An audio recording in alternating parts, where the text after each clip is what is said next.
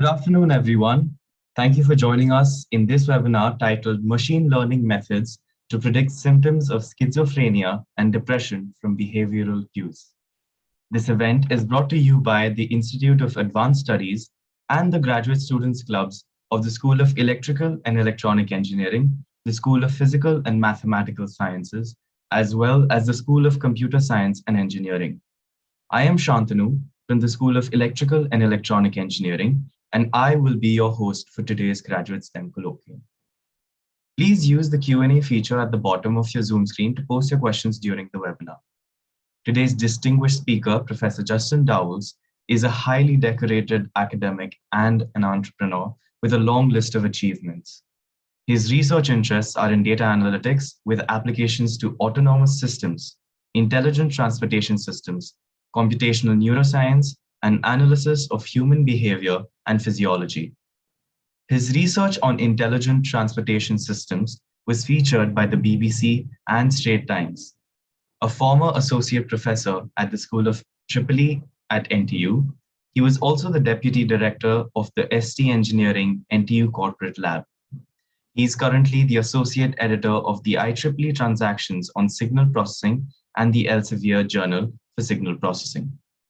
His team collaborates intensely with local startups, small and mid-sized enterprises and agencies, in addition to MNCs in the field of data-driven transportation, logistics, and medical data analytics. He has co-founded several spin-off companies in the field of artificial intelligence. Without further ado, please welcome Professor Justin Dauwels. Thank you, Shantanu, for this very smooth introduction and generous introduction. It's a real pleasure to be back at NTU in a certain way, at least not physically, but at least online. So what I will do today in this session is talk about our work on AI and how to apply artificial intelligence in the context of mental health. So how to use artificial intelligence to monitor patients suffering from mental health issues. And of course, as mentioned before, feel free to post your questions. I will try to address them afterwards, and maybe if possible, I will also try to answer them during this seminar. There will be enough time for questions. I will keep it short so that we can have a discussion afterwards. Now, this work was mostly done while I was in Singapore in close collaboration with IMH, the Institute of Mental Health. Currently, I'm at the TU Delft in the Netherlands. I've moved late last year, and so I've been here almost 1 year now. I'm missing Singapore food sometimes, by the way. Anyway, I got used now to the Dutch environment. And so, okay, wonderful. So let's look at the problem we're trying to address. Mental health is a major issue, it's an important topic. In fact, 1 out of 4 people globally suffer from mental illness, I should say. And at some point in their lives, think of burnouts, think of depression, and many more issues.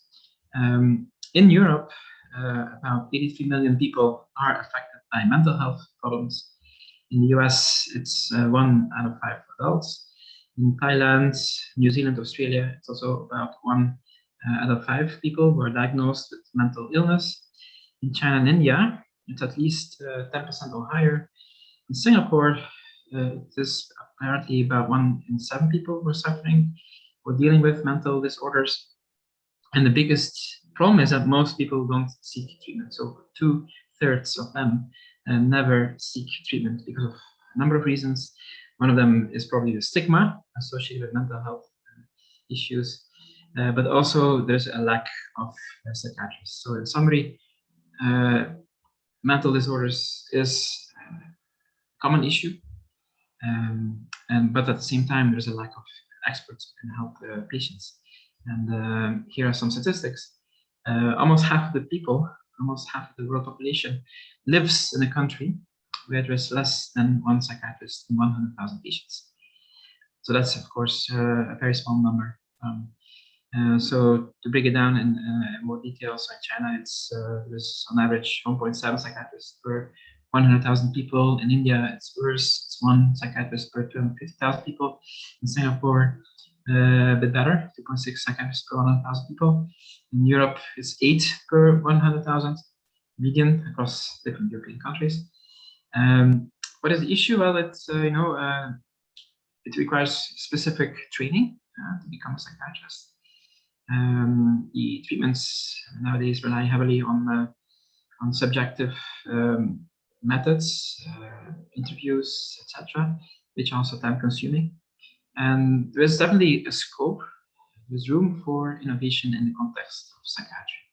I would say that psychiatry is lagging, for instance, compared to neurology, where there is much more technology available. So there is much room to innovate. I think we have many students here in the audience. If you're looking for an area where you can really have impact on society, where you can use your knowledge and expertise, well, definitely psychiatry is one of them. There's tremendous need for improvements. And so we were thinking, can we help in some way? Well, I personally, as you know, from the introduction, I work on artificial intelligence, machine learning, signal processing, etc. Can we do something in this context? Can we make a small dent and improve and help the psychiatrists? And specifically, can we move towards automated and objective mental health assessments? To put this in perspective, people are suffering from heart disease, heart disorder. You can measure an electrocardiogram, ECG, and then you have a recording of the heart rhythm. You can find out whether the heart is operating in a normal way, whether the heart is pumping at a regular rate or not. That's for heart problems. However, if you think of depression, schizophrenia, burnout, etc., how do you measure the level of depression, the severity of depression? That's a much more difficult task. There's not immediately an obvious marker that we could measure to assess the severity of mental disorders. So we try to help there and try to come up with certain measures that allow people to objectively assess mental health. So, of course, COVID-19 hasn't made it easier.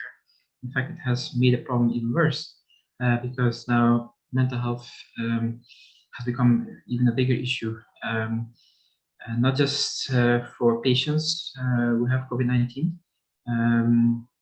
not only also for the clinicians who are quite stressed out, having more patients to take care of, but also for the general population who had to stay indoors, who were kind of constrained in many ways, couldn't do their hobbies as they want to, couldn't travel that much. So definitely mental health has become a bigger issue due to COVID-19. So it has only become worse. We specifically study schizophrenia and also depression. In schizophrenia, there are 3 types of symptoms. You have the positive symptoms, negative symptoms, and cognitive symptoms.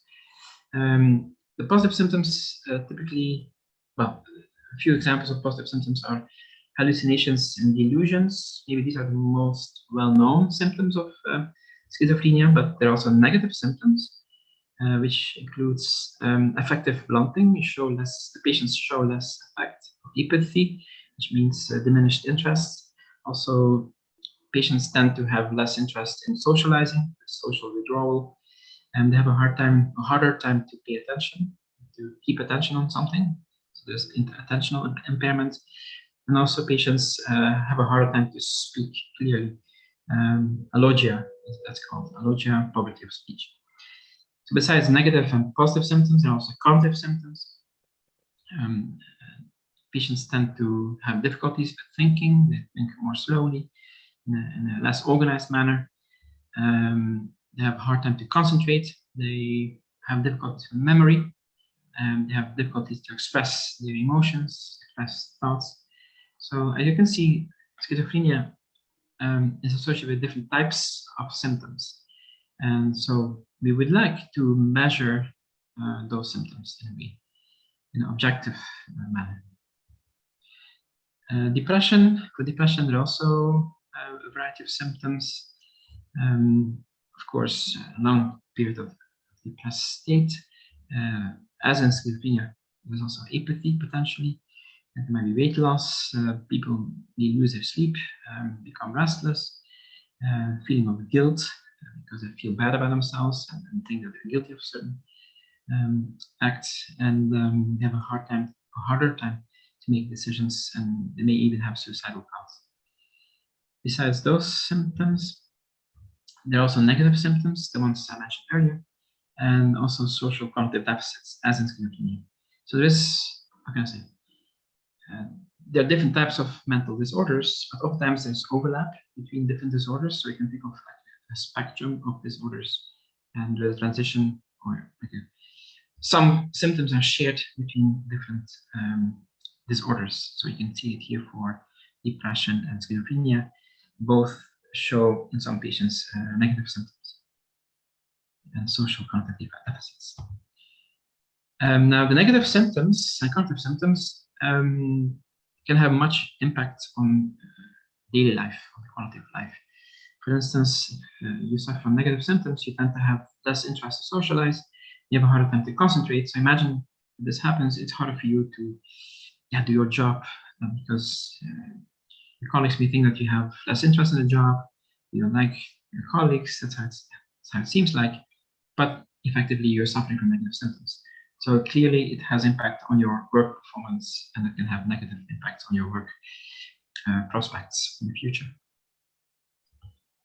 So, okay, how can we now assess those symptoms? Okay, so again, I'm an AI person, I deal with signals and data and machine learning and predictions, etc. How can I measure symptoms, negative and cognitive? Well, we believe that how people speak, meaning what they say and how they speak, and how they, or the facial expressions they show, and how they move them, how they move, and what kind of gestures they're using. We believe that these behavioral traits, behavioral aspects, are correlates of symptoms. Yeah, so we can measure so-called social signals, and hopefully that will inform us about the negative symptoms and cognitive symptoms. So we break it down into aims. The first aim is to find out whether there are any correlations, between the speech and motor cues. That's what's on the right side here, right?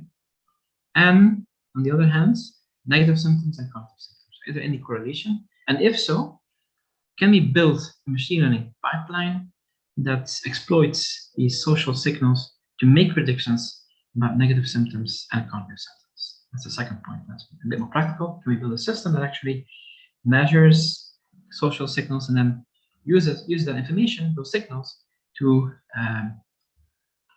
assess different types of symptoms? Okay. So, all right. As I mentioned, of course, we want to use signals. We want to do machine learning. How did we do it? How are we doing that? So, first step, as usual, is to collect data. And what we do is we record interviews between the psychiatrists, psychometrists, and on the other hand, the participants. And we use webcams for that purpose. Also, we use a Kinect sensor. And the psychiatrist and also the participant wear a lapel microphone. So we have a clean audio signal from the doctor, from the psychiatrist, as well as the participant. That gives us the raw data. So we have video data, we have depth data from the Kinect sensor, we also have audio data. And then we, of course, apply some analysis. We investigate facial expressions, so we have applied different tools to extract facial expressions, also emotions from the face, also facial features, like location of the lips and the eye movement, etc. We investigate also movements of the participants, especially the upper limbs, also head pose. And then we analyze the audio. That includes non-verbal aspects of the audio. For instance, conversational dynamics, like how often does the participant interrupt the psychiatrist, how much time does the participant require to respond to the question? Are there any silences in the conversation? Also, we investigate the volume of the speech of the participant. How loud does the participant speak? How fast does the participant speak? That's all non-verbal.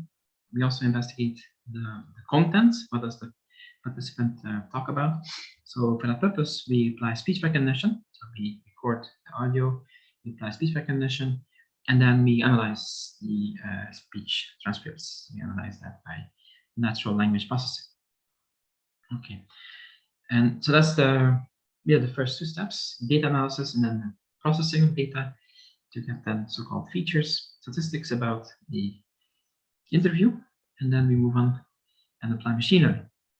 So our aim is twofold. We want to measure the severity of depression, in fact, severity of symptoms, different types of symptoms, negative, positive, negative, cognitive, and also general psychiatric symptoms. And the second aim is to distinguish healthy participants from participants suffering from schizophrenia and participants suffering from depression. So we try to distinguish different disorders. That's the second aim. Okay, so overall we have data collection, we then analyze the audio and the video, and then we try to make predictions about the severity and about the type of disorder. That's the overall pipeline.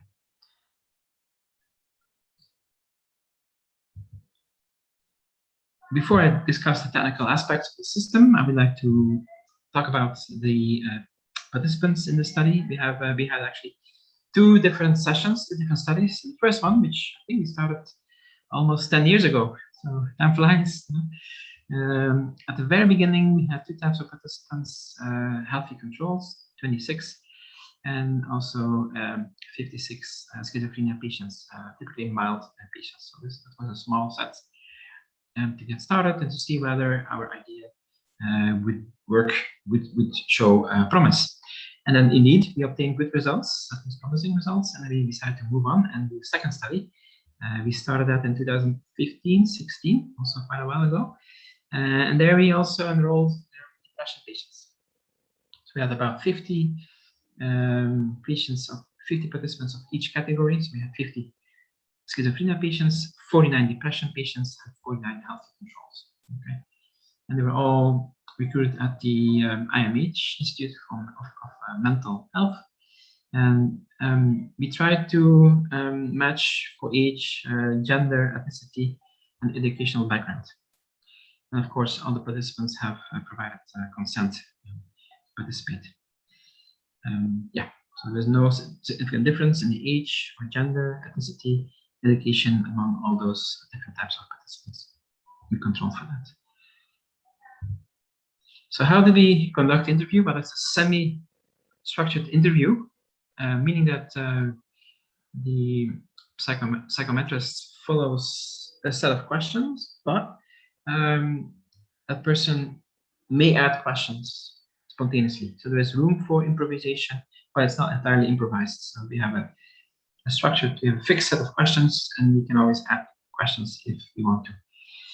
And so it's semi-structured, as opposed to fully structured, where you have a fixed set of questions, and as opposed to unstructured, where there are no fixed questions. It's a spontaneous interview. So it's somewhere in between. Okay. And the interview was conducted by a trained psychologist. There is no fixed time limit, but typically the interview lasted 25 minutes to about half an hour. These are spontaneous, these are natural interviews. There's no role playing involved at all. And we analyze the entire recording.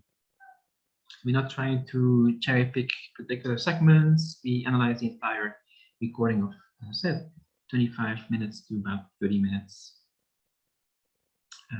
So yeah, we have different types of sensors, the Kinect, webcam, and also two mics, one for the participant and one for the psychologist. So besides the recordings, we also have the assessments of different interviews.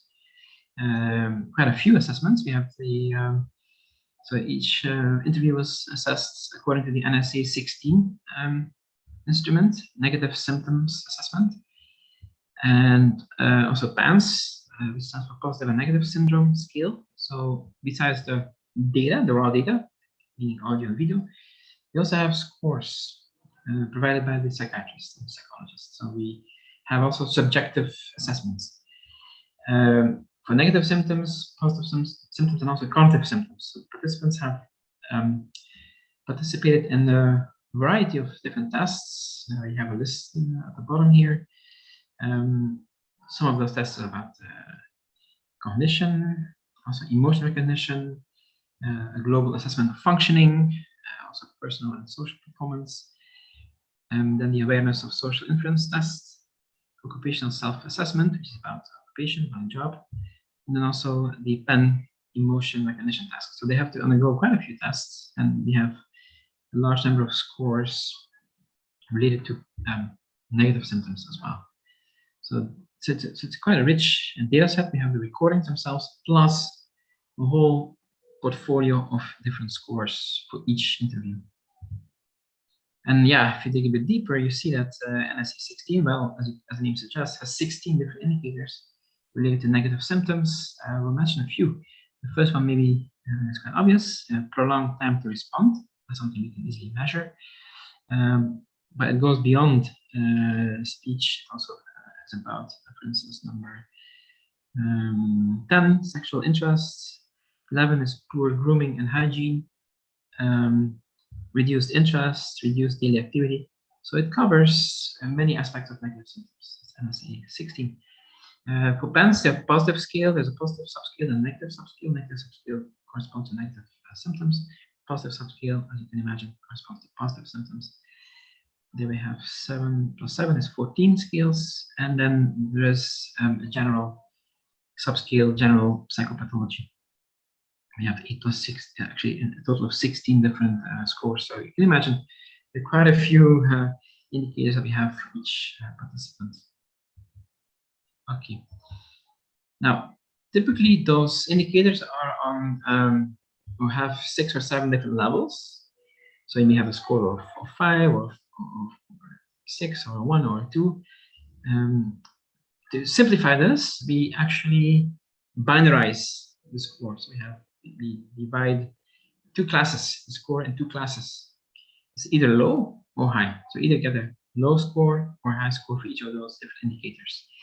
And so how do we set those scores in the two classes? Well, we compute a median for each of the different indicators. And then if the score is below the median, then it's class low. If it's above the median, it's class high.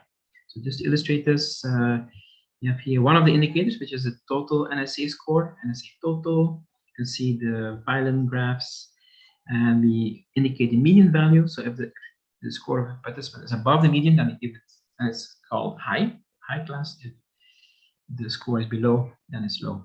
If the score is low, means this particular symptom is not observed. Yeah, and if it's high, it means that the symptom has been observed in this particular patient. Okay, so kind of simplify the problem, because otherwise it would be difficult to predict on 6 or 7 different levels. To make it simple, there are only 2 levels. Either we observe the symptom or we don't. And our system is supposed to detect the symptoms in agreement with the psychiatrist. Okay. So just to recap, we have here the pipeline once more. So we have the 2 first steps, data collection, and then feature extraction. And we will now discuss that in more detail. And that's then the machine learning pipeline. So once we have the features, we can do machine learning, and we address 2 tasks. One is to predict the severity of the symptoms. Second aspect is to distinguish different types of disorders versus healthy.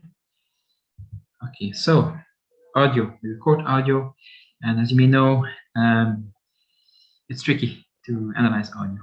And one of the first problems is that even though you have 2 separate microphones, the microphone of psychiatrists will also record speech of the participant and vice versa.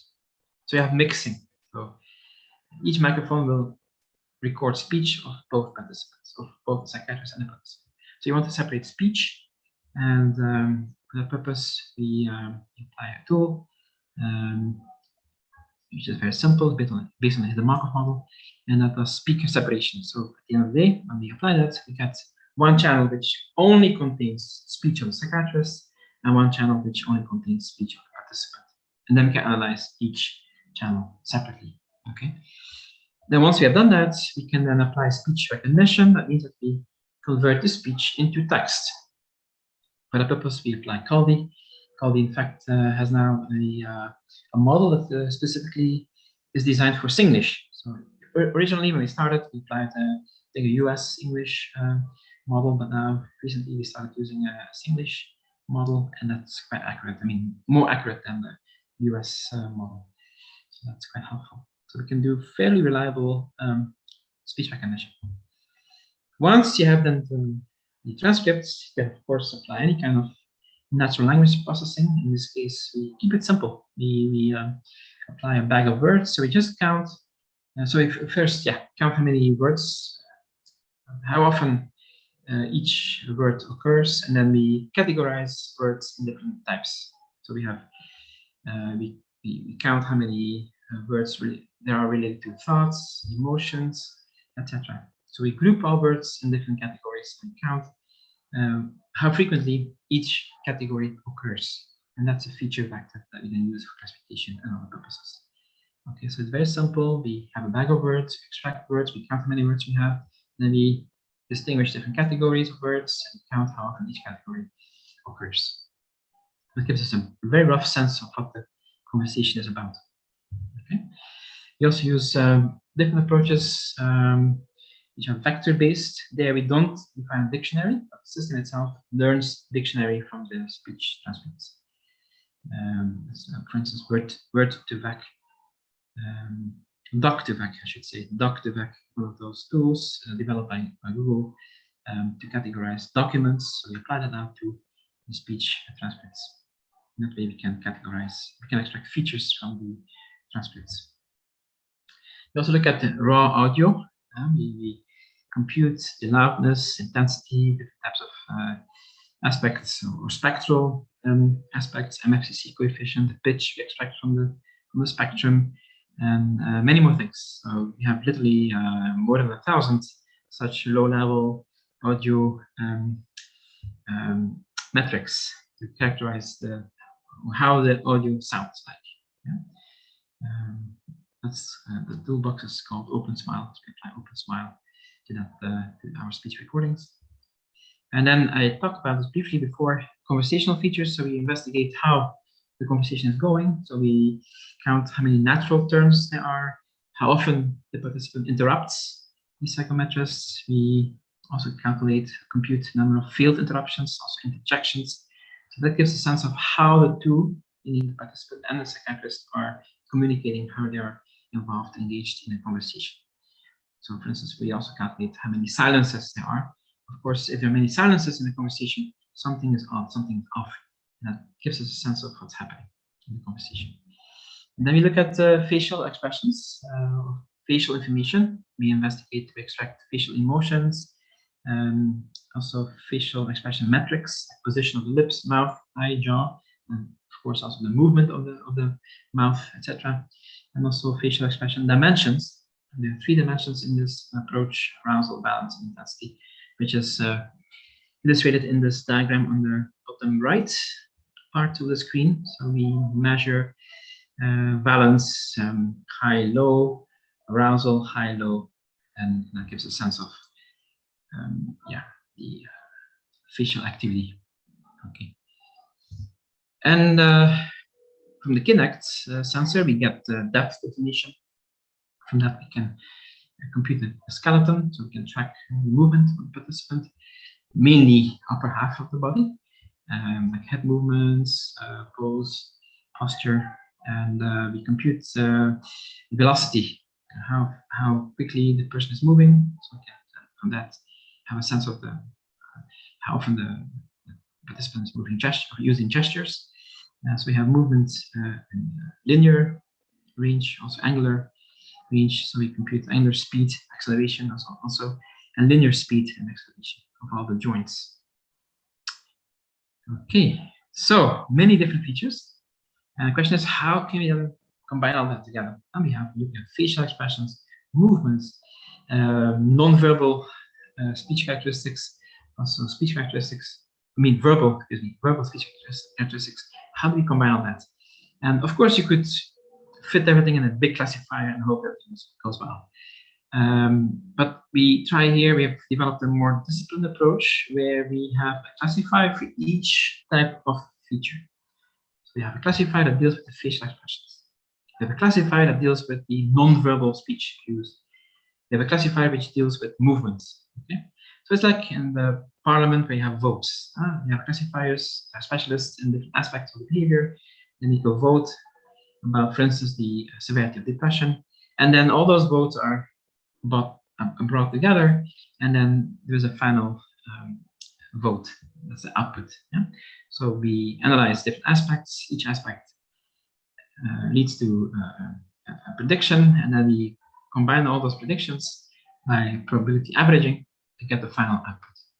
That means that if a decision is made, if there is a particular output, you can always go back and figure out why the output is as it is. We can dissect this decision. We can look at the individual classifiers and then see what happened. Yeah, so it's kind of explainable machine learning. We can explain every decision made by the system because it's like a Lego system. You can look at the different bricks and then figure out what happened in each brick. Okay. So as we are progressing in this talk, we're now coming to some of the results. The first results I would like to show is for predicting the negative symptom scores NSA 16. As I mentioned, we categorize the symptoms in two levels. Either we detect symptoms, that's class high, or we don't detect them, that's class low. So it's either on, off. So it's a binary classification. So we have results for every single of the 16 indicators, but here we show the most promising ones. The easiest to measure is restricted speech. So if the person doesn't speak, of course, there's no signal, and that's easy to detect. Yeah? So we have high accuracy in detecting the, predicting the NSA score associated with restricted speech. For the other ones, we also have good results. Maybe of interest is the NSA global, which is a global measure of negative symptoms. For that, we have 74% accuracy. And these numbers are increasing. These are old numbers. In the meantime, they're a bit better, and we keep, of course, improving the technology so that will improve over time as we make our system more and more sophisticated and look at more subtle patterns. For PANS, we have similar scores. PANS cognition, 74%, 72%. Total for PANS total, so you're around 70, between 70 and 80%, typically for these different types of symptoms. For cognitive scores, we have surprisingly good predictions for BACS and TACIT, around 80%. So that's interesting because we only look at how people communicate, how they talk to the psychiatrist.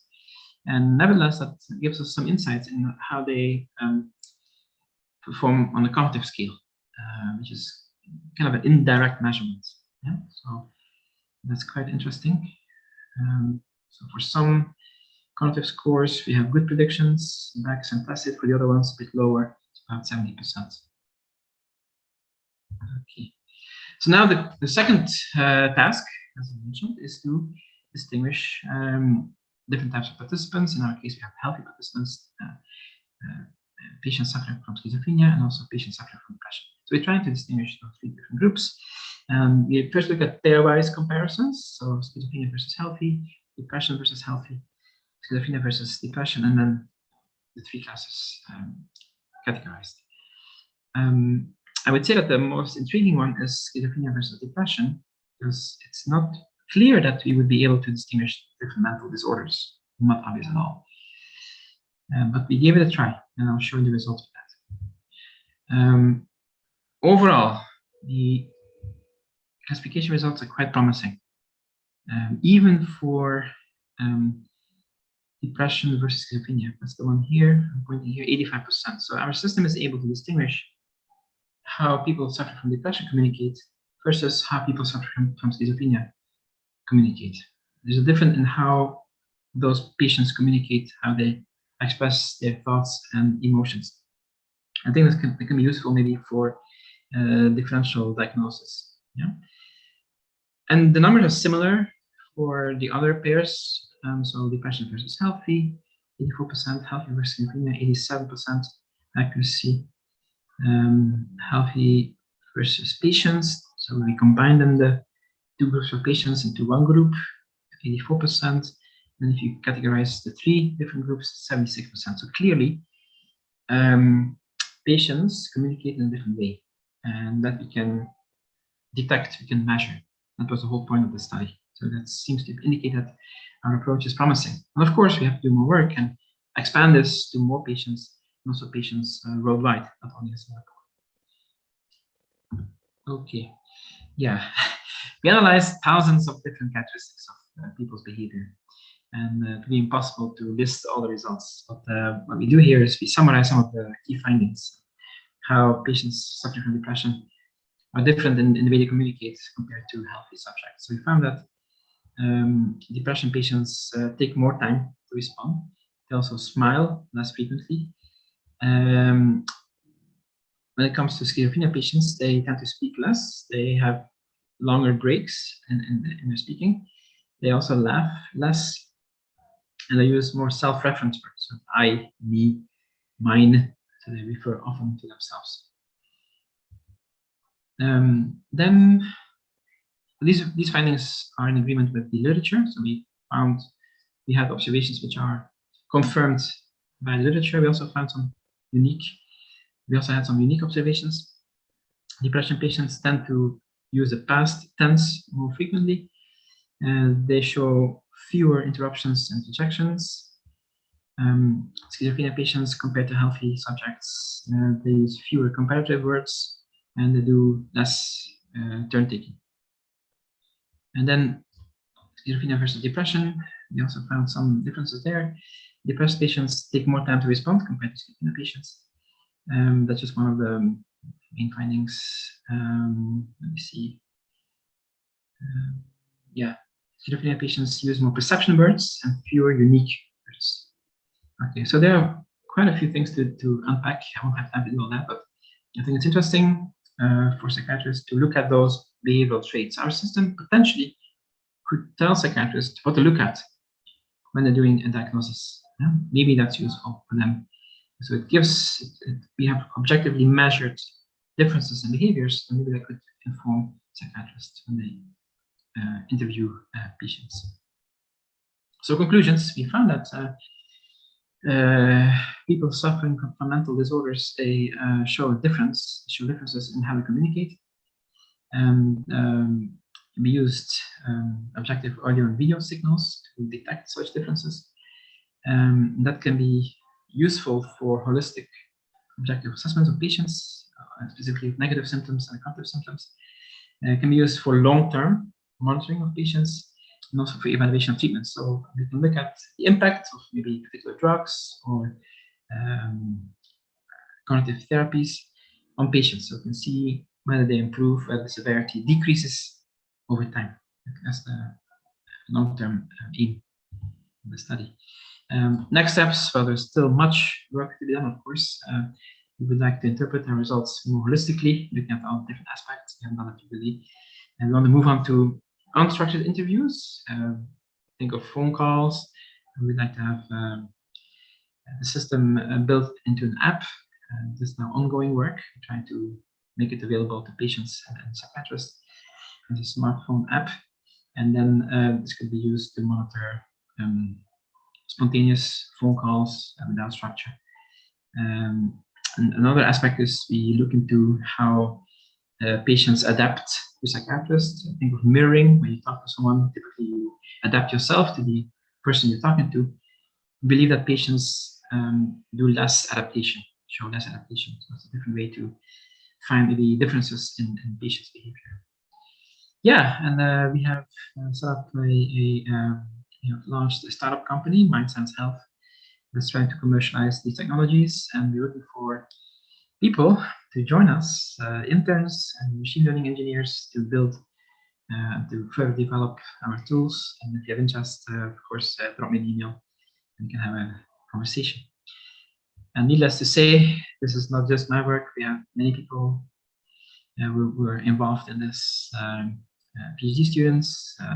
Shiha, we just submitted his thesis, PhD thesis a few weeks ago. I think he's even among us in the call. Yassir, who finished his PhD, I think 3 years ago. He was the first student in my lab to work on this topic. Dev, and also Victoria, who helped us with the psychological aspects of this work. I mentioned our collaborators at the Institute of Mental Health, so we work very closely with them. Dr. Jimmy Lee, who has been instrumental in all this work, also Bing Tan and Judy. And at last, I would like to thank the IMI at NTU, Institute for Media Innovation, who has been a strong believer in this kind of work from the very beginning. So Prof. Nadia Mananat Talman and Daniel Talman, they have supported this work financially and spiritually, if you will, from the very beginning, and I'd like to thank them for the support. So I'll leave with that. Okay, looking for people. If you have interest, please let us know. Thank you. Thank you so much, Professor Justin, for such an informative and inquisitive talk. Let us now move on to the Q&A section. For this, I would like to invite Arka Prava from SESE GSE and Shivam from SPMS GSE to moderate the Q&A. Thank you, Shantanu. And thank you, Prof, for such a nice talk. So let's start with the questions posted in the Q&A tab. So okay. It's beginning with the first one, Leonard Pan. So dear Prof Justin Dauwels, so in your ensemble hearing with late fusion model, which classifier always wins? That is there a clear winner? No clear winner. No clear winner. In fact, we don't select. To be a bit more specific, in fact, I wrote here classifier. You see my slides, yeah. In fact, this is actually an ensemble of 5 different classifiers. So we combine support vector machines with random forest, naive Bayes, and a few more. So for each feature set, we have in fact 5 classifiers, and they all get to vote. So we get outputs of all those different classifiers for each feature sets. So we have many different classifier outputs, which we then aggregate. So we don't select the best classifier. We don't try to optimize the system. We just have, so it's an ensemble system. We have many votes, and then we look at the overall vote, majority voting. Yeah, that's the approach. So we try to avoid optimization and try to avoid overfitting, because we have a huge number of features. I think about 2,000, while we only have about 150 participants, so samples in this context. And that's why we use Ensemble as opposed to selecting the best classifier. So there's no winner. They all get to contribute, and we compute the outputs by probability average. I hope that answers the question. Okay, so Leonard, can you hear us?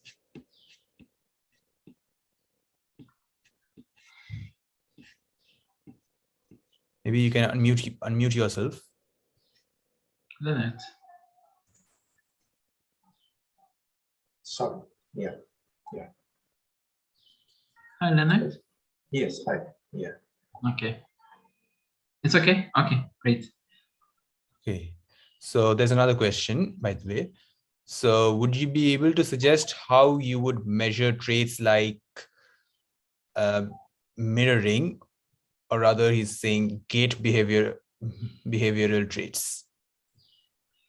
Let me first take the mirroring. That's something I understand. The second point I don't fully understand. Mirroring means that you mimic the person you're talking to some extent. Can be in terms of pose. Maybe you lean. Maybe you support your head by your arm, or maybe like this, and the person you're talking to mimics your behavior to create a certain sense of rapport. That's mirroring in the pose, but you can also have mirroring in the pitch, or how fast you speak. I don't speak very fast, When I speak to somebody else, then the other person also tends to speak faster to catch up with me. Or vice versa, I try to speak more slowly over time. Yeah. So there's a kind of convergence in speech rate, in the pitch. Typically, that's what happens often, but you can also have the opposite, divergence. So we can measure that by, first of all, extracting features, speech features, for instance, pitch of the psychiatrist and the participants, and then you compute correlations. Are the pitch of the psychiatrist and the participant correlated? You could compute other things as well, like mutual information between different features of the psychiatrist and the participant. It gives you a sense of the similarity of in speaking behavior. We believe that, and we have actually shown that patients mirror less. There's less convergence between the patient and the psychiatrist compared to healthy subjects and psychiatrists. That helps us to improve the classification, and also I think it's interesting to investigate from a scientific viewpoint why that's the case and what does it tell about the patients. Thank you, Prof Justin. My pleasure.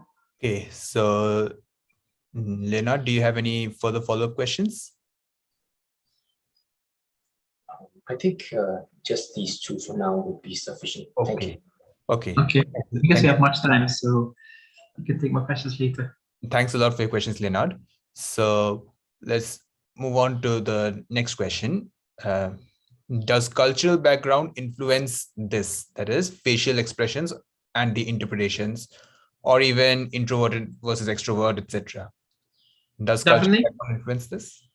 Yes, culture plays an important role, has much impact on this kind of studies.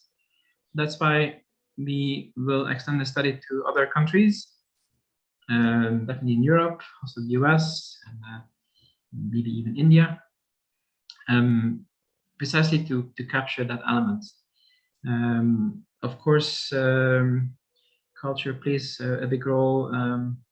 Some, like Italians, I know from experience, tend to make more gestures and use hands very often to communicate. That's maybe less the case in other cultures. Yeah? I'll give you one example, but there are many more examples. So culture plays an important role. So you have to calibrate the models depending on the cultures. Basically, you have to maybe make a model, create a model for each country, potentially. Yeah. So that's a challenge. Also, you mentioned introvert versus extrovert. Important, of course, but don't forget that one of the aims is to track the patient over time to see whether a particular treatment is working or not. So that's an important aspect. So we look at the trend.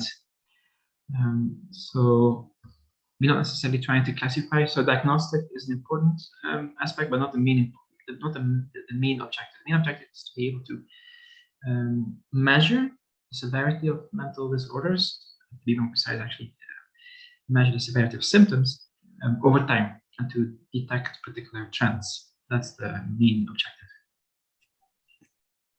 Does it answer your question? Yes, Justin, good answers. Thank you. My pleasure.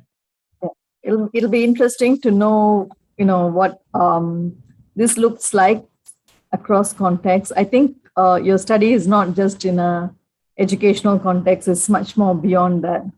So I know educational. Well, no, there's no in this context. It's not education related. Huh? We did the studies at IMH, but yeah, I'm not sure whether I got the point. But it will be important to replicate these results across different cultures. I think that's an important task to show that the same approach works across the globe. Yeah. Then you have also the aspect of language, of course. Here we dealt with English, but what about other languages? Then you have a technical aspect to that. That's the speech recognition, but then also, yeah, a cultural component will be there. Okay. Okay. So thank you, Najma, for your question. And let's move on to the next question.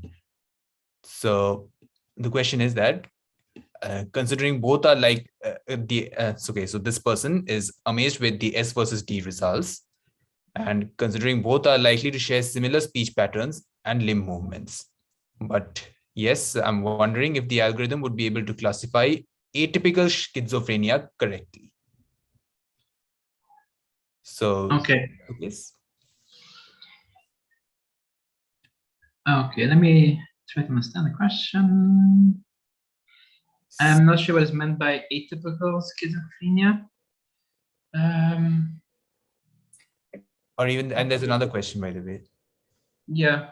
So, but what I would like to say and repeat is that our main aim is not to diagnose or to separate different types of disorders. It's more to assess symptoms.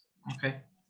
And so you may have, you know, schizophrenia might be a bit unusual, but then anyway, we are looking at symptoms as opposed to trying to classify depression versus schizophrenia.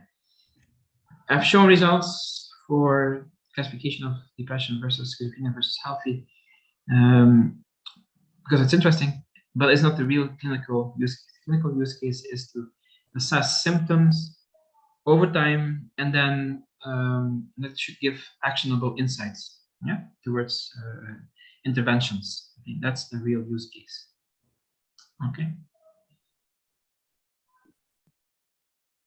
And yeah, I was also amazed because let me come back to this point.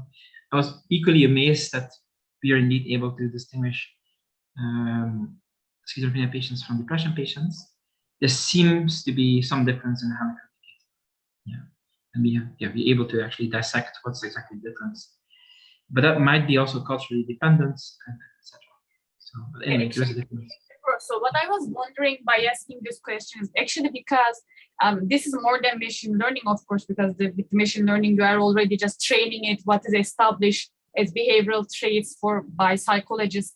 But I was just thinking that because even within the psychology, the discussion is that sometimes with the general population, yes, some traits fit, but then there are also really atypical cases. And then for those, it was already interesting for me just to for the algorithm to pick up on this S versus D. But then I was wondering maybe the problem for me would be that if those traits are, for example, considered for fully developed depression, but in early stages, it is actually the trait for schizophrenia or for bipolar, then it would be actually even end up being more misleading, misclassification.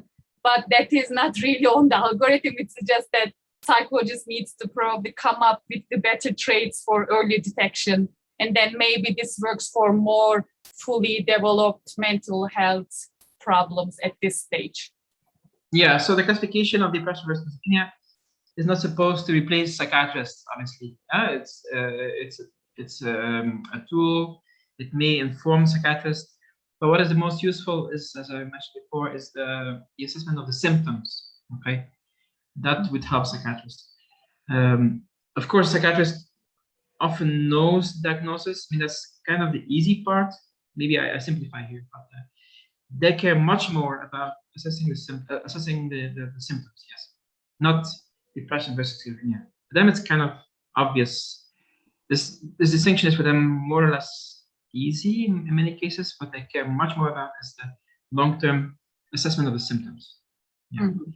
And yeah, we're not aiming to replace psychiatrists. Anyway, this would be a part of the whole pipeline, the whole clinical procedure, and it would inform psychiatrists, give them more objective measures, which I think only can help them. Of course, they have a more complete picture. They have been seeing the patient maybe many times. They have been talking to the family of the patient and friends of the patients. They have a much more complete picture of the patients, whereas our tool is just looking at how the patient communicates, which is partial information only. Yeah, so it's never going to replace psychiatrists. No, I'm just thinking actually in future it can be, because now, like you said, the idea is that it will help for the later stages, let's say with the diagnosis and then the observing the symptoms more. But I'm just thinking if it can really improve in this direction, because of course the machines can pick up on the speech algorithm better than the human, right? So if it can really be trained on not really fully developed symptoms yet, it can be actually really helpful for giving suggestions, yet it will still heavily rely on the psychiatrist or psychologist to make the decision. But I think for the suggestion wise, it can actually help for the kind of early cases and then give them some idea, picking up these unseen traits by human eye, let's say. Exactly. It's like kind of a microscope into the behaviors, communication behaviors of the participants, and may highlight certain aspects which you wouldn't see otherwise. Yeah?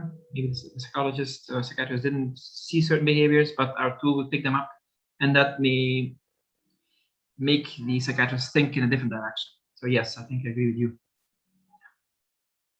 Thank you very much. Okay, thank you, Hichvet. So moving on to the next question.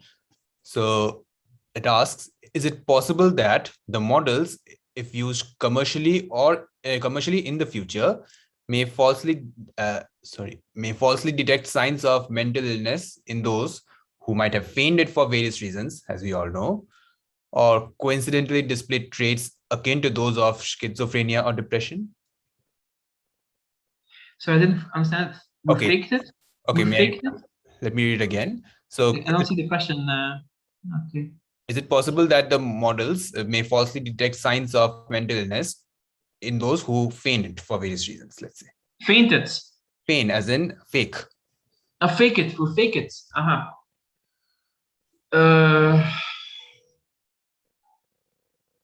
Who fake it? Interesting question. Of course, again, we're not only relying on this tool. We also have a psychiatrist still in the loop, and not just psychiatrists, also the people around the patients, family, etc., etc. So the assessment is not done based only on our classifiers, if you know what I mean. So faking would be challenging. You have to fake everyone. Psychiatrists, you have to fake your family, you have to fake friends, you have to fake our system too. So I think, of course, the system you can always hack or fake. Yeah, I guess you can, but then it's not just our system. That's what I'm trying to say. We have also still the psychiatrists in the loop who talk to the patients. Yeah? Does it make sense? Does it answer your question? Yes.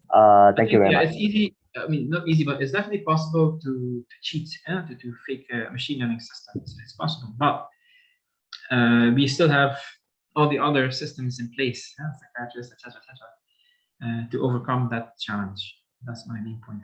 Yeah. Okay, I see. Thank you. Okay, thank you, Gao Yu, for your question. So moving on to the next one. So this question asks, on page 21, with the extraction of the non-verbal features from speech, would you consider speech emotion recognition to be an addition to the pipeline to help on the prediction of mental disorders? You mean to extract emotions from speech, like anger, frustrations, etc.? We did try that. We applied a toolbox called Open Ear, which is developed by the same people who developed Open Smile toolbox, but never got any promising results. It doesn't mean that detecting emotions from speech would not be useful in this context. We so far haven't achieved any progress in that regard. Yeah. So maybe that's something we can look into more in the future, maybe by applying different software. But so far, no success with Open Ear. Okay. So thank you for answering. Because I'm actually working on speech emotion recognition on the objective of the therapy side to understand more on how patients could fake their words or their body language, but not easily faking their tone of speech. So to try to understand and predict how we can maybe capture their emotions through the sessions to diagnose them lah. Yeah, so it's good to know that it might not be so easy. Like you all have done research on it and doesn't really show a lot of improvement, but yeah. Yeah, we did some work. I don't want to discourage you. No. Just tried one toolbox called Open Ear.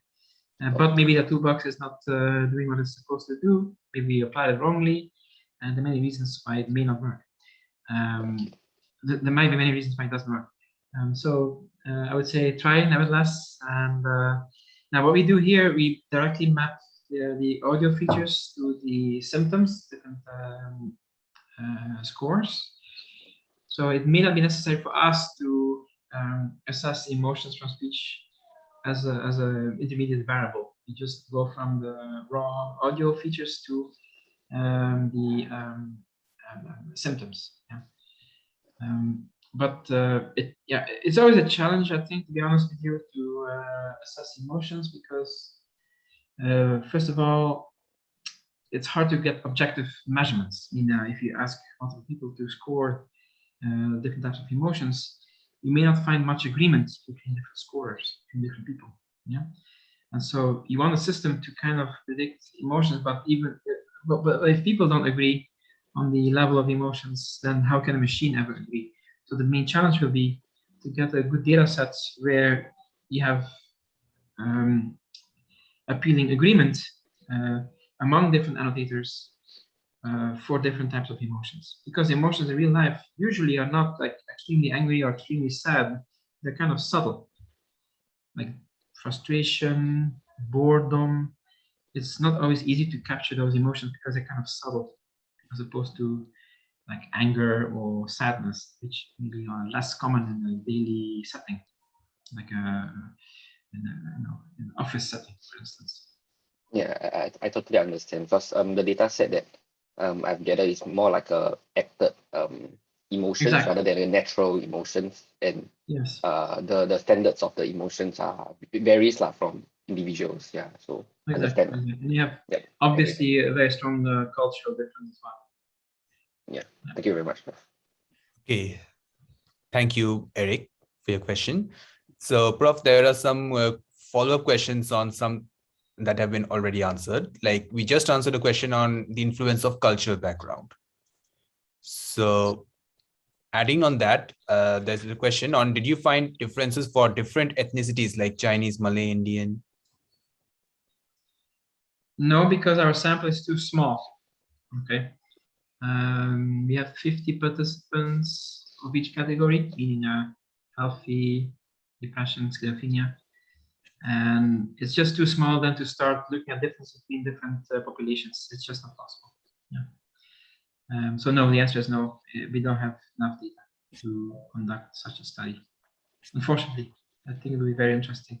And that's why also, we want to expand our study, scale it up to a larger number of participants, but also conduct the same studies in different countries to better understand the impact of culture.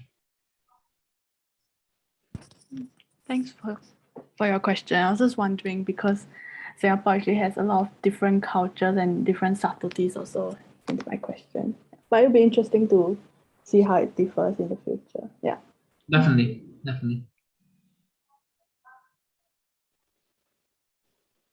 Okay, so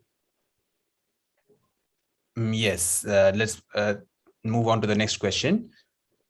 So this is just a curiosity as of how are the baselines calculated? Okay. Well, we have healthy participants, and that's how we calibrate or compute the baselines. So yeah, does it make sense? I'm not sure if I got the question. We have the healthy participants who help us to define the baseline. Yeah.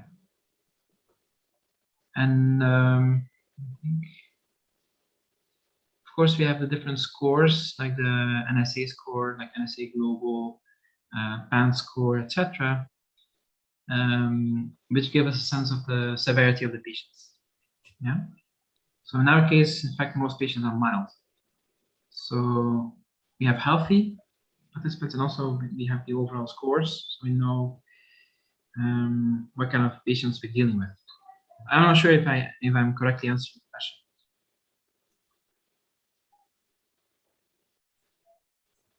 Okay, so it seems the participant isn't around.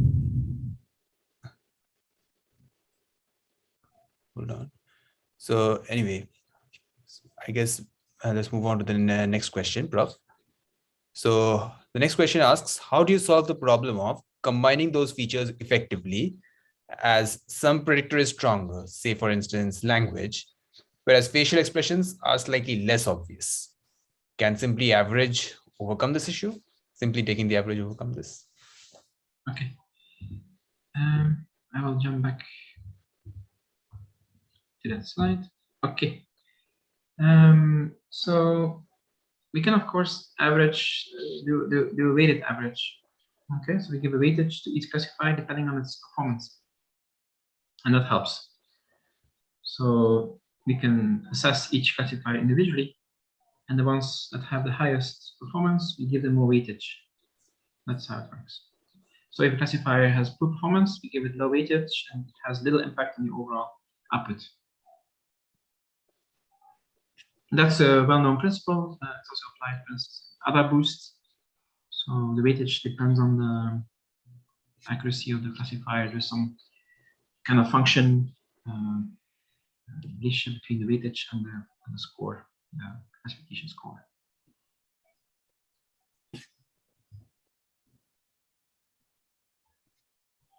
Okay.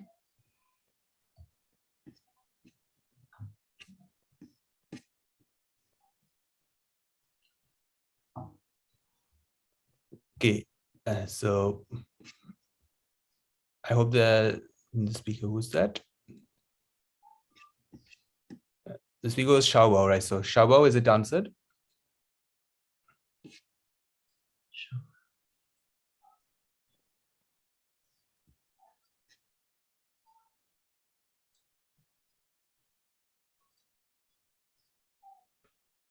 Hello, Xiaobao.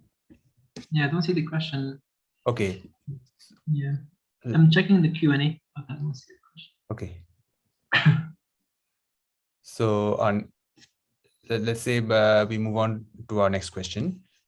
So the next question asks, given the research domain criteria framework suggests the approach of examining neurobehavioral functions that underlies psychopathology, which is the degree to which dysfunctions in these neurobehavioral functions are associated with fundamental functions may underpin psychopathology. So the question is, would your future research shift towards these sorts of neurobehavioral functions rather than symptoms? Yeah, that's an excellent question.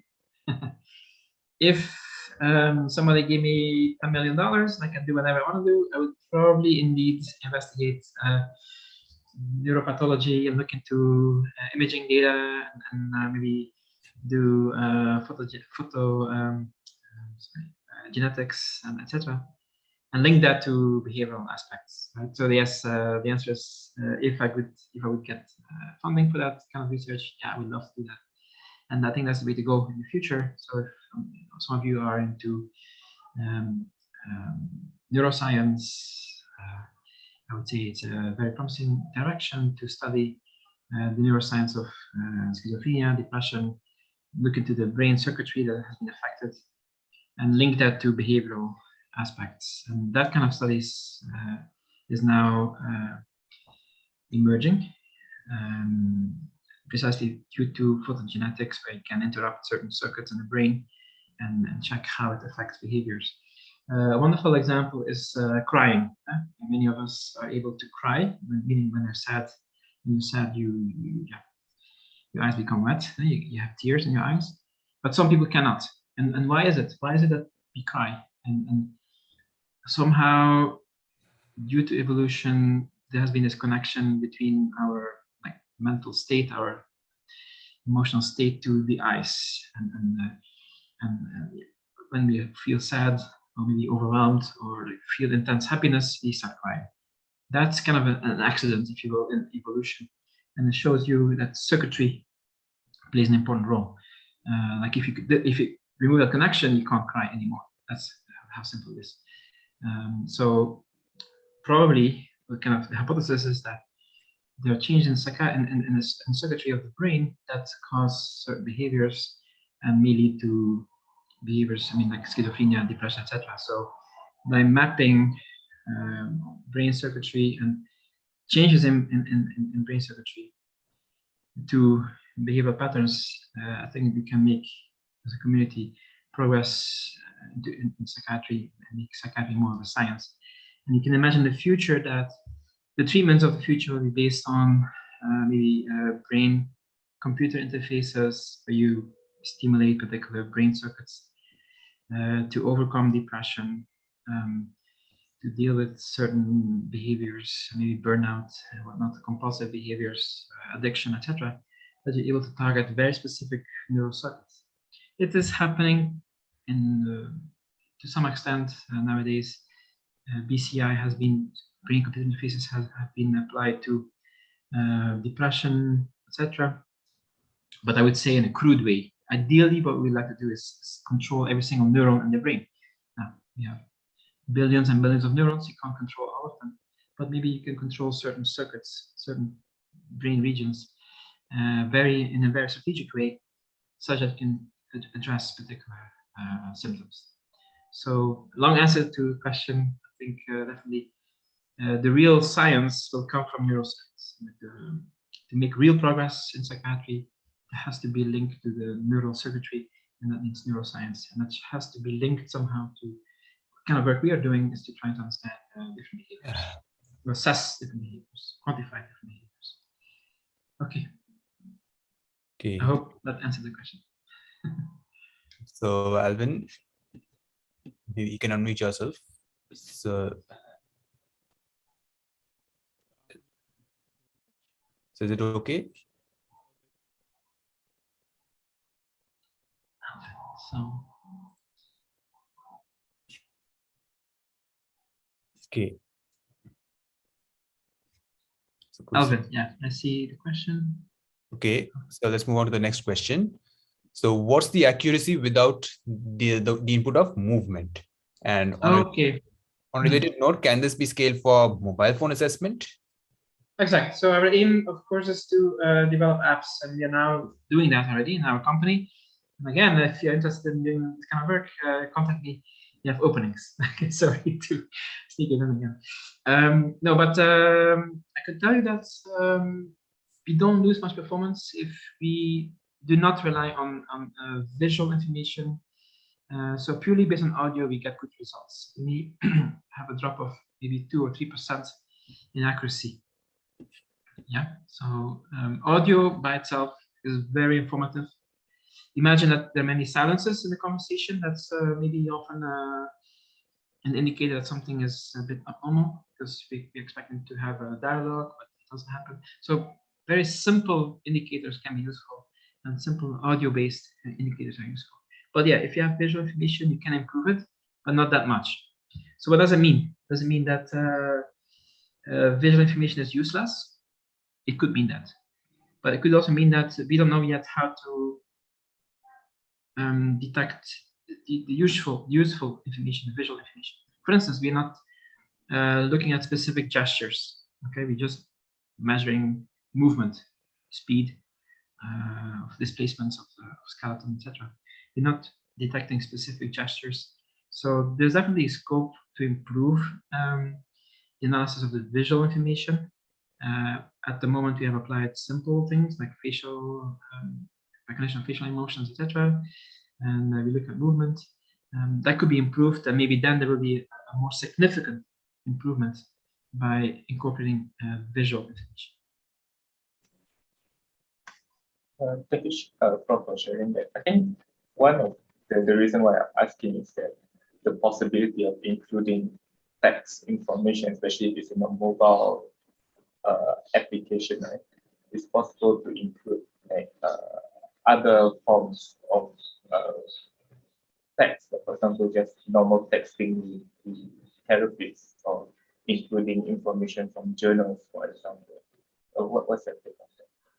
Oh, okay, yeah. So yes, it is possible to include more information from an app, like information about movement patterns, like did the patient go outside for shopping, or did the patient stay home the whole day, or did the patient call many people? That kind of information would be useful. I think that's what you are hinting at. Yes, of course, can be done, but we focus specifically on this stage at the on the communication patterns. But yes, we can also incorporate more information. In fact, there are startups looking to movement patterns and number of phone calls and those things. Yeah? But that can all be added to have a more holistic assessment. And also texting, yeah, we can analyze principal text. Now, all these, there is an issue of privacy, of course. So if you start analyzing texts and even analyzing phone calls, it's tricky. You have to deal with the privacy concerns. Now, in the practical implementation, you would not store the entire conversation. You would only store certain statistics, maybe the pitch or length of the call, how much a person has spoken. You wouldn't store on the server any raw data. You would just store derived statistics from the conversation. So once you start analyzing text, it becomes also an issue of privacy. So definitely the patient has to give consent. So privacy I would like to bring up in this context because that's a major issue, very important issue to address. Thank you. Okay, thank you, Ahmed, for your question. Let's move on to the next one, which asks that there were some people who were mentioned about whom it was mentioned in the study protocol PPT page. So were those people used for generating the training set, or were they used to validate a train, or were they used to only validate a trained model? You mentioned about being paid, not the participants. The study protocol page. Okay. I'll try to go back.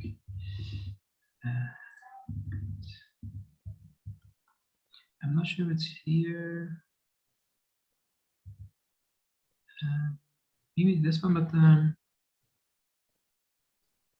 hello? I mentioned. Yes. Yeah, I'm talking about compensation, patient compensation, payments. Or played. I didn't understand the question. So which page is this? Yes, can you tell me what page you're referring to? I think it's page 10. That discusses briefly the participants. But let me try to answer.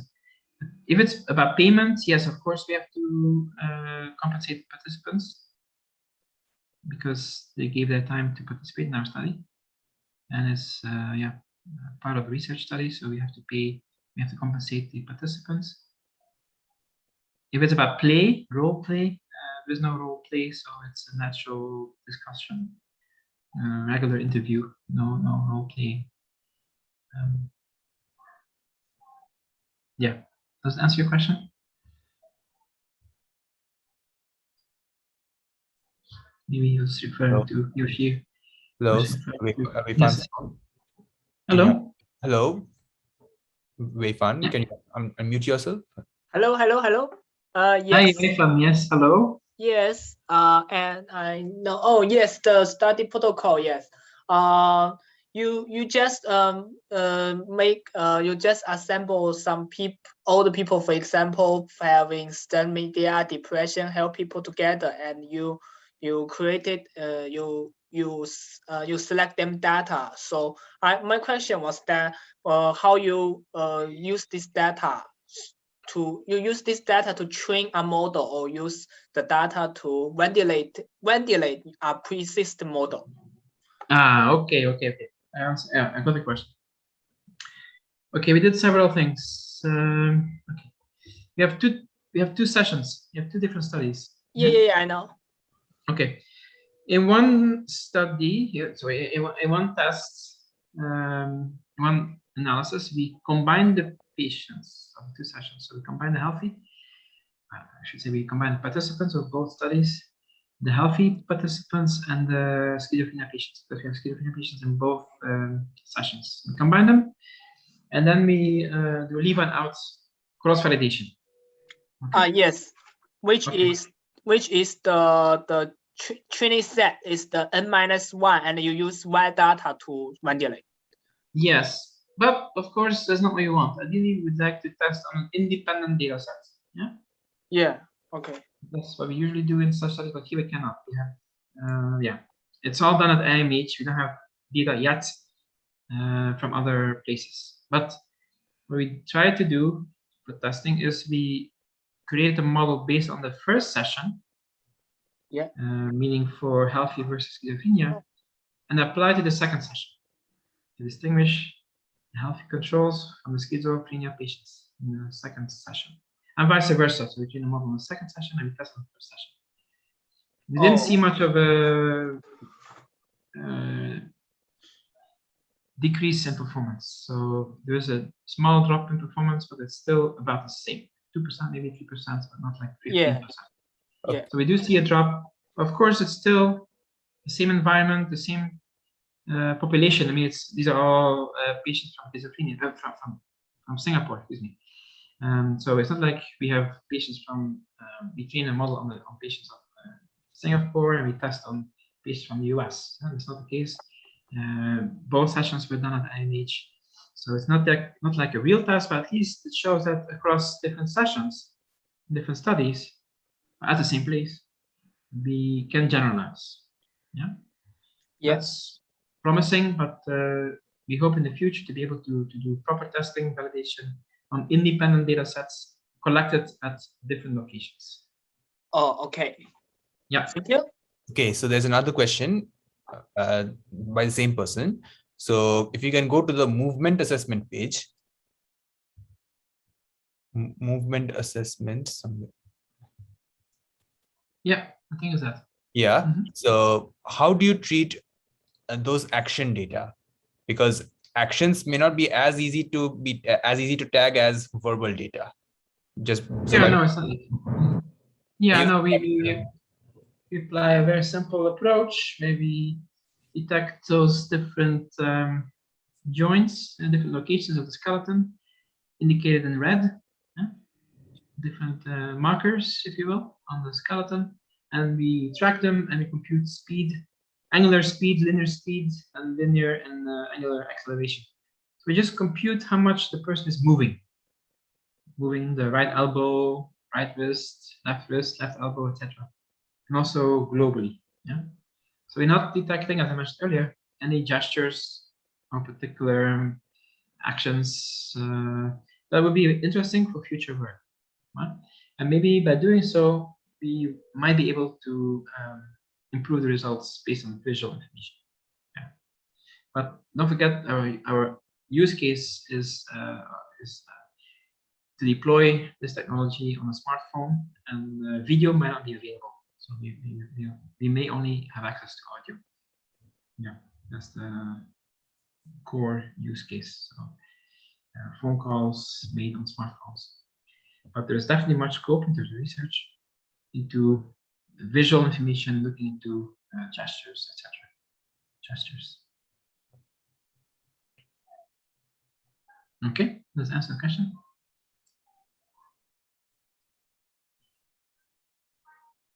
Okay. Hello. Hello, Wei Fan. Can you hear us? Yes, I can hear. So those points, is you stick a special sticker or you just use the pattern recognition to recognize those action parts? These points are just extracted by an API. I think it's a Kinect API that detects those locations of the shoulder, left shoulder, right elbow, etc. That's standard. It's just an existing API. Oh, okay. We didn't develop that, yeah? Oh, yeah. APIs. Oh, yeah. Yeah, but of course, maybe some of you are looking into detecting hands and hand motions and head movements, etc. Could be used in this context for sure. Yes, because of the I have in my undergraduate I have done it to identify the basic gestures. For example, just V shape or middle finger to express anger, something like that. It's very simple. We just use the picture to just use pattern recognition to finish the task.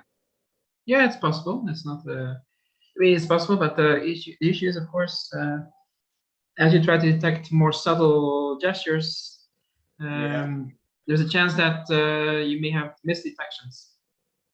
Yes. It becomes more challenging. And we do very simple stuff. You just measure movement at large, and that's easy to do, and we get reliable estimates. Yes. If you start looking for specific gestures like thumbs up or thumbs down, maybe you misclassify, and that will lead to wrong conclusions potentially. Yeah. Yeah. So it's a trade-off between sophistication of the detection algorithm in what you're trying to detect, and then the classification rate. That's always an issue. Okay. Thank you. Okay, thank you, Wei Fan Song, for your question. So let's move on to the next one, which asks, how adaptive is the model? Would there be a need for the model to be tuned for each case, given that each case may be unique? Okay, I think that's a good question. I think I understand the problem, the point. Case maybe refers to mental disorder. Well, the main aim here is to detect, assess symptoms. And symptoms are shared between different disorders to some extent. So you can think of a disorder as a point in a feature space where the axis are symptoms, negative symptoms, positive symptoms, general psychiatric symptoms. And then in that space, you move from depression to schizophrenia, to bipolar, etc. So we're trying to assess behaviors according to different symptoms. So that's kind of generic, cuts across different types of mental disorders. If you were to try to classify or diagnose bipolar disorders and other ones, autism, etc., we have to collect more data. We have to, of course, engage in a new study and record interviews with that kind of patients. So in a sense, our approach is generic, that we can measure different types of symptoms which cut across different disorders. If we are specifically interested in particular types of disorders, yes, we have to then extend it to more data. I mean, we have to extend our study to different types of patients, include more data to be able to handle different disorders. I hope that answers the question.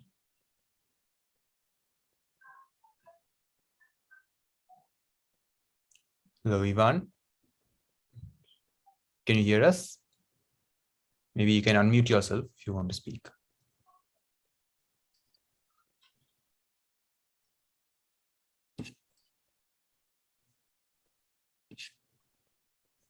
Okay, so I suppose let's assume that it does. So thank you, Ivan, for your question. You may ask us later if you want. So moving on to the next question. So that asks, I wonder how personality types would influence this in the DISC model. For example, there are some people who tend to talk more about themselves and in many words. So it should make a difference in both verbal and non-verbal cues. So this will add, the claim is that this will add more complexity to the problem. So what do you think about this? Yeah, of course, that's why we have to collect data from many participants to capture the range, if you will, and personalities. Yes, so I totally agree with that. It's a matter of having sufficient data and data from different cultures. So it kind of comes back to the culture issue as well. So you have a range of personality, you have a range of different cultures. And to deal with that, you have to just collect enough data. Which is a challenge, but it's necessary. Okay. Thank you, Prof. I was wondering, maybe if you include this as, let's say, a feature, you do a personality test beforehand, and then you would include this as a feature. Maybe it could lead to an improved accuracy, but then it would add more complexity, as I said. I think, yeah, it's possible, of course, to include personality metrics in the classification. Yeah, it's something to think about. Yeah, that's a good point. I'll write it down. I'm not sure whether we have that information for the current set of patients. We have a lot of information about performance on all kinds of cognitive tests and about symptoms, etc. But personality, I'm not sure. I don't think we have it. But it could be, yeah, could be relevant for sure. Okay. Okay, thanks. Okay. Thank you, Jan, for your question. So let's move on to the next one. So do personality tests act as an indicator, like, say, for instance, the Myers-Briggs test? Does it act as an indicator? I think that's a question I just had. Okay. I think the answer is no. I don't think the indicators are about personality. It's about symptoms. Okay. Thank you. So moving on to the next question. How should researchers balance between data-driven approaches, for example, machine learning, and inferential statistics approaches? Okay. So how should you balance between a data-driven one and one that is based on an inferential statistics? Inferential statistics, that's also data-driven. Maybe what is meant is that the use of prior knowledge. Yeah, that's what I think. In Bayesian statistics, inferential statistics, you have prior information about patient behavior, etc. Here we're not using any priors as such. In a sense, the frequentist approach, there's no prior information about what you expect about speaking behaviors of psychiatric patients. We don't have that. We don't use that. Of course, if you use priors, you also bias the results. So you're already shifting the classifier in a particular direction. And in theory, if you have enough data, you don't need priors. Of course, also an important point is that we're not doing this in a vacuum. We are working with psychiatrists and psychologists, so they provide us domain expertise. Okay, and I think an important issue is to avoid any spurious correlations. We try to. I think now I understand what the question really, what the question is about. It's all grounded. It's all, I can say this research is built upon frameworks from psychology and psychiatry about symptoms and the factors behind the symptoms, like alogia, I mentioned before, apathy, etc. So what we discovered, the findings, the observations, make sense in the more general theory about schizophrenia and depression. Okay, so it's not like we are discovering much new. It's just that now we're able to quantify that. Okay, so it fits in the overall theoretical frameworks to describe mental disorders. That's our kind of the framework, the scaffold that we use. And if we have a discovery and observation that goes against that framework or lies far beyond that framework, we would be very skeptical. Yeah. Maybe that helps. So we don't have priors explicitly in the models, but of course we are being informed by psychiatrists and other experts about what we could expect in the data. That kind of constrains our findings. Yep. Thank you. Yep, that was what I was trying to ask. Yeah. Yes, we're trying to avoid the black box approach where we just find correlations and make bold statements. It's always within the context of psychiatry. We rely on the existing literature. Because especially in neuroscience, the theories are not really that well formulated in the first place. So a lot of people, they just go straight into machine learning to identify patterns within the data set, but that doesn't help improve the theories that we currently have right now. to improve the theories, you have to be able to intervene. Meaning animal studies, you knock out particular brain circuits and you look at the effect of that. So you can do more causal studies, look at the cause and effect. If you just observe data and look at the DTI, diffusion tensor imaging data, MRI data, there's a lot to observe, but it doesn't necessarily explain the phenomena. You see correlations, but it doesn't allow you to intervene and establish causal relationships necessarily. Okay. So yes, it's important to be aware that we may find spurious correlations, but our findings are kind of in agreement with what people have found in the literature by other approaches. All right. Thank you very much. Thank you, Alvin, for your question. So the next question asks, are your models able to differentiate various types of schizophrenia?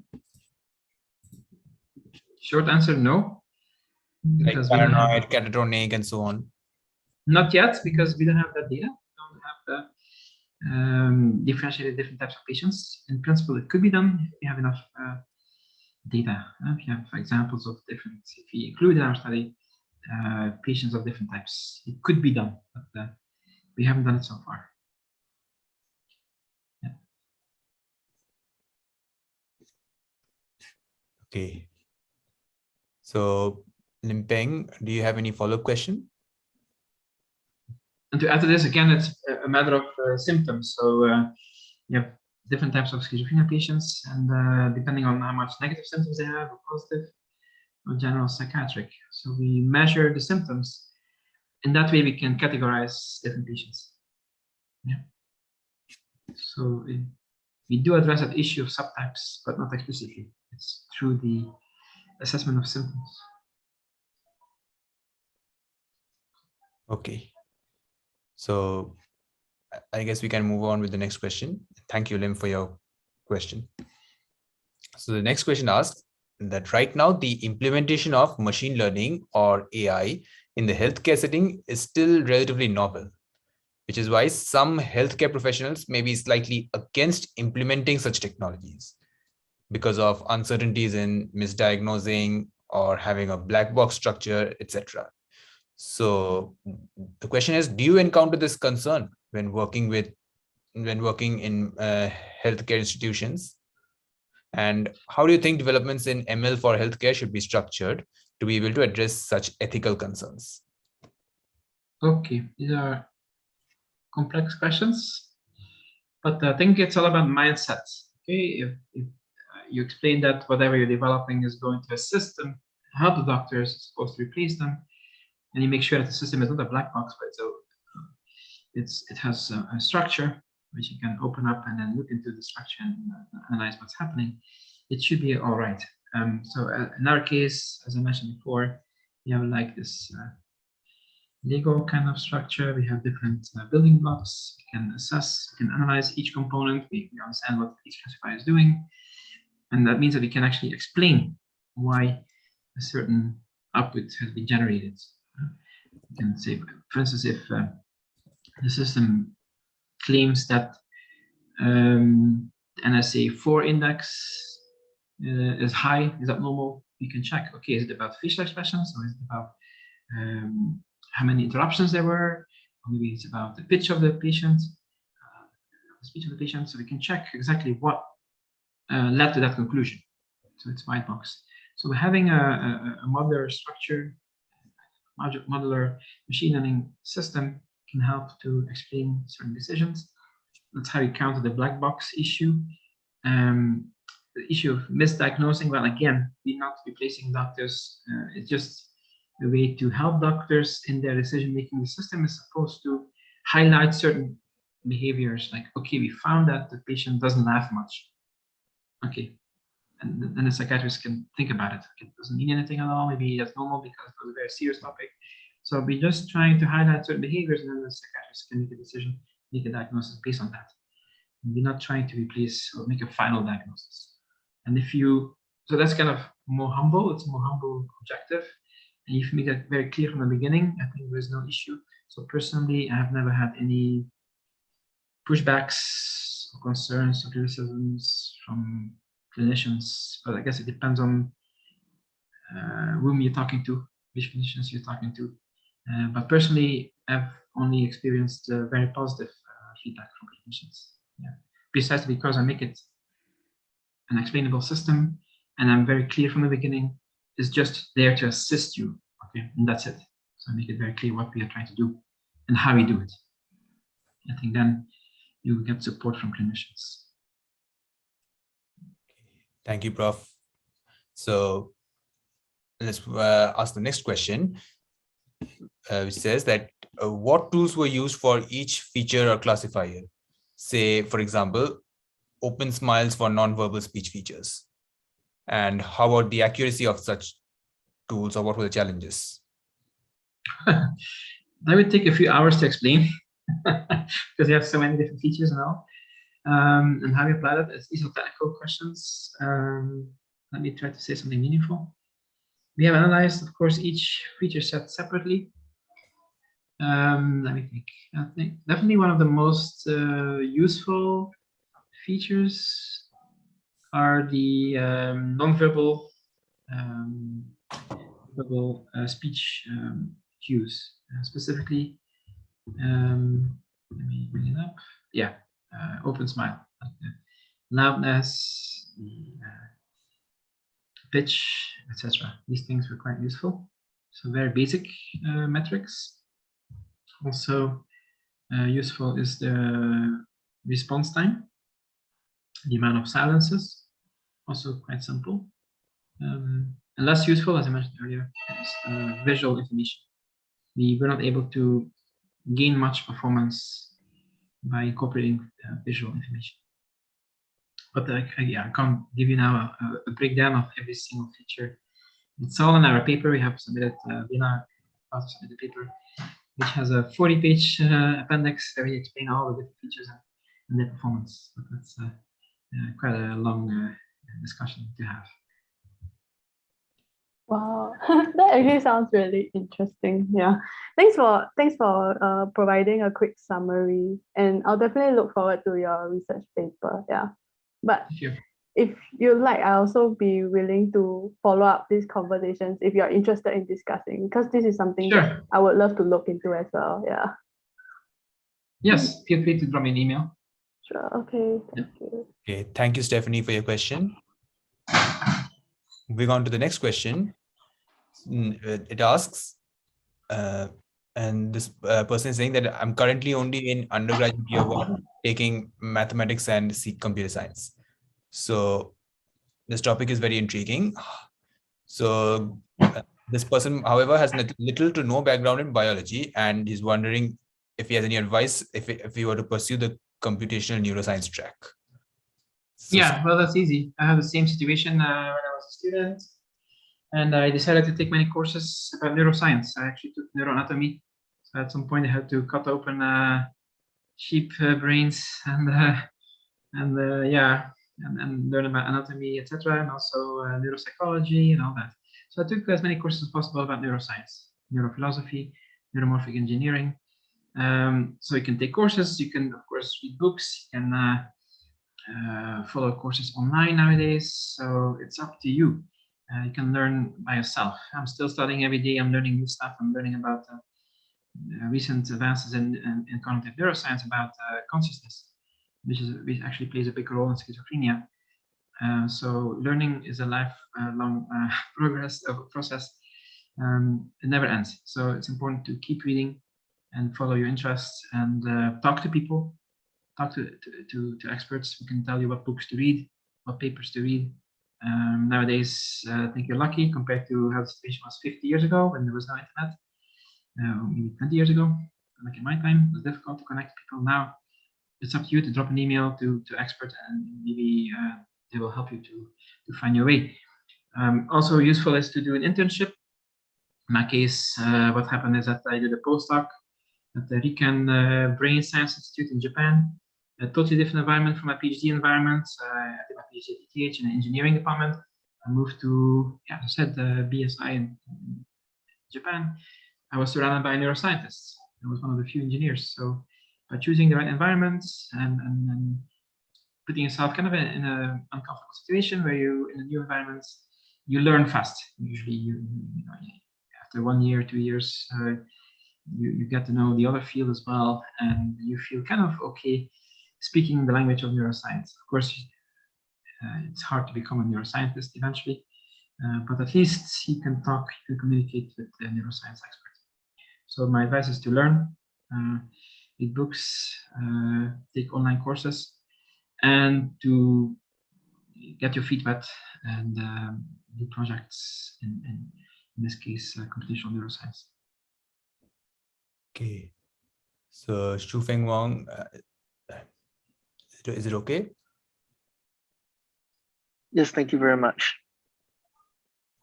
Okay, thank you. And there's a raised hand from Siu Keng Boong. So maybe you can unmute and ask. Yeah, my email is justin@dauwels.com. Just type in there. It's my name, easy. Okay. You can see that. Okay. So Siu Keng Boong has raised his hand. So can you answer your question? Sorry, can you ask? Can you unmute yourself?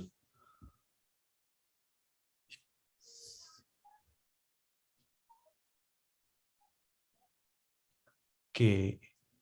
Looks like Siu Keng Boong is not around. So let's move on to the next question. So the next question. Okay. So the next question is, it was from the registration phase itself. How are hallucinations that are not necessarily auditory or visual differentiated, or visual maybe, differentiated from the reality?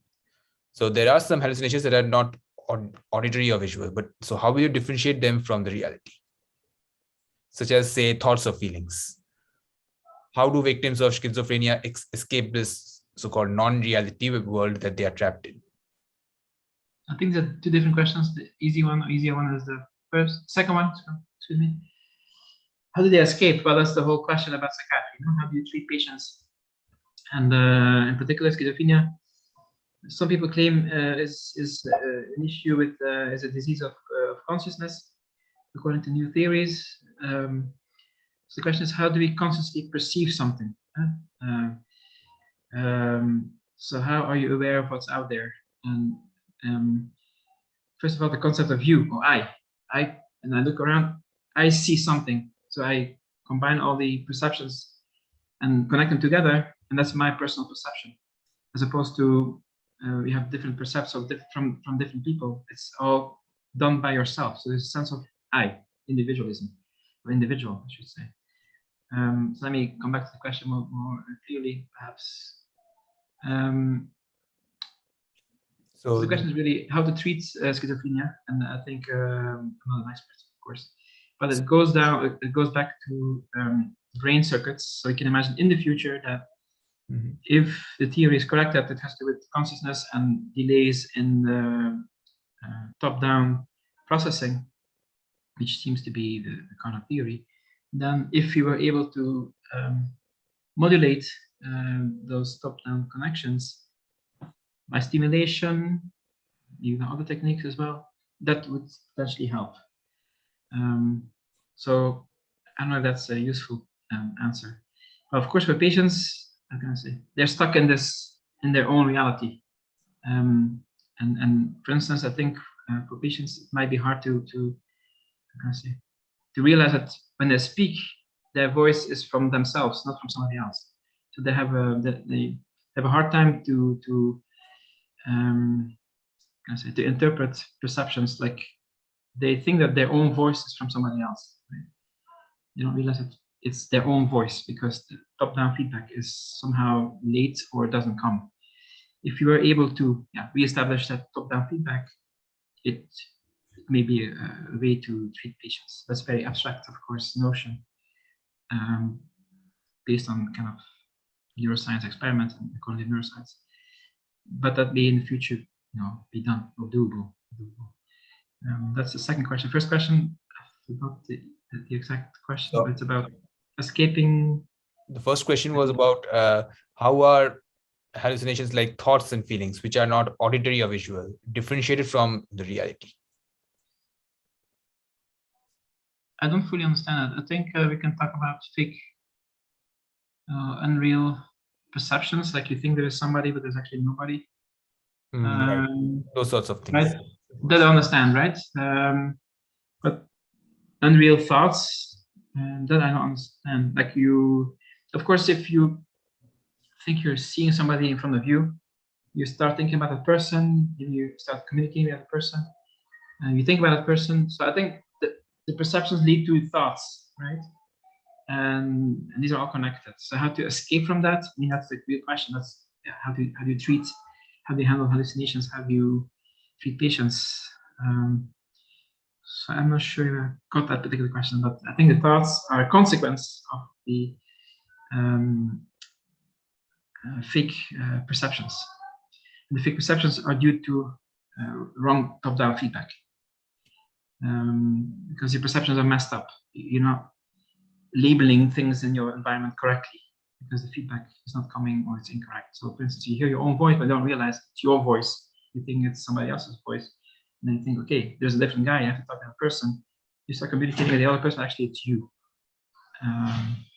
Maybe that's helpful. My feedback is helpful. I'm not an expert, of course, in those questions. And in fact, for you, for the audience, I would like to point out again that it's still very much an open field. However, if you think of abstract concepts like consciousness, there has been made tremendous progress, okay, in the last 10, 15 years. So you can definitely apply ideas from circuits analysis to psychiatry, to how the brain works, and as a result, also how our mind works. So it's a very fruitful, I can say it's a very promising time now to dive into psychiatry and use concepts from engineering and computer science to work towards treatments in the long term.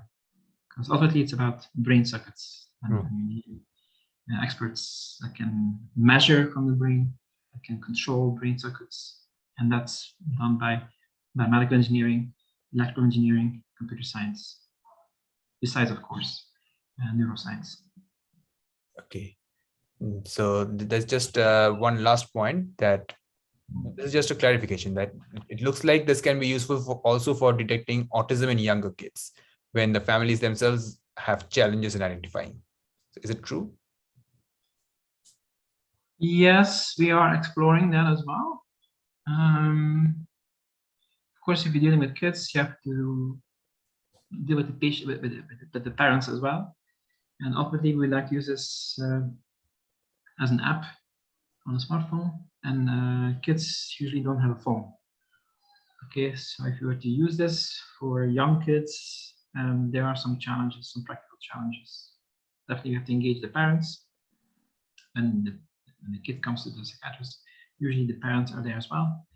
So then you have parents, the kids, psychiatrists. It's a more complex environment. It's more difficult to analyze what's going on, and so that's one aspect. And of course, kids are also more, how can I say, more sensitive. So if you start recording the kids, it may make the issue even worse. So it is not so obvious. Technically, yes, it can be done, but there are many other aspects that have to be explored. And we hope that we can do a pilot study in teenagers, maybe starting early next year in the Netherlands. That's an ongoing discussion we have now, to see whether it's practically feasible to apply this kind of technology to kids as well and teenagers. Okay, so thank you, Prof. I guess that is about it for the questions. Thanks a lot for your insightful talk. So maybe that's it from our side. Yeah, and if there are more questions, of course, you can always contact me at justin@dauwels.com. I'm happy to reply to your questions. Also, if you're looking for an internship or you're looking for a new job, next job, feel free to contact me. We have openings in our spin-off company that is developing such technologies. Thank you so much, Prof. Justin, once again for today's webinar. And thank you all for your wonderful participation. And before you leave the webinar, do scan the QR code for the survey and attendance form for endorsement. We value your feedback to help us improve future webinars. Thank you so much. Thank you, Prof. Thank you, Prof. Thank you. Thank you, Professor. My pleasure.